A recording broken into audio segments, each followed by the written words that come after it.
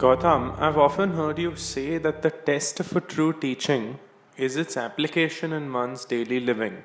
In other words, living the teaching. Some may understand it only in theory and even accept it at an intellectual level, but they fail to practice it in their day to day life. How would you explain this?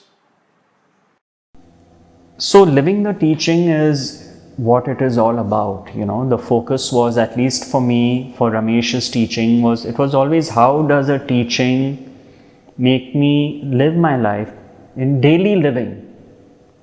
What is the teaching's impact in daily living? That was the core. So, it's not a theory. One incident came to light was in a temple town. I won't go into the town's name right now.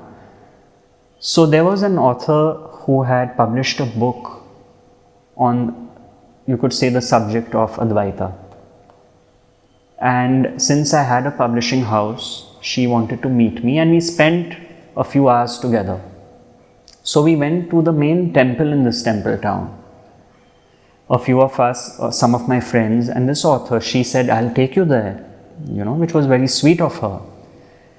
And we went. As with all temples, there's a lot of crowd and there are a lot of beggars who abound. Now, what I saw absolutely stunned me, because when we were there and one or two beggars approached us, of course you say, please don't disturb us, or we don't have any change, and you move on.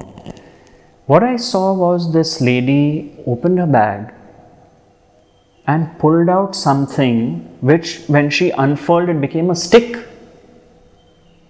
And then she held the stick and pointed it, I remember, to one particular beggar who was an old man who was approaching us. She pulls out the stick and she says, don't you come near me or I'll hit you.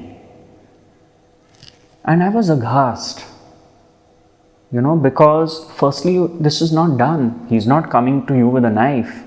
She must have probably sensed this in me, because she turned back and said, she said, you never know what they do. You have to be like this. You have to be assertive. You have to be strong. You have to show them things. I mean, I was stunned into silence, because I said, here is someone who's written a book on the subject. And to see such a high degree of separation, of mistrust, of me versus the other, my understanding was this could only happen if it was God's will. Clearly, she had no control over this. It was in complete unawareness. It's not something she did. It was who she was.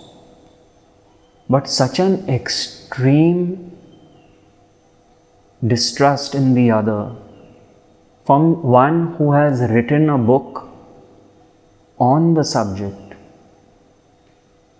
can truly only be God's will.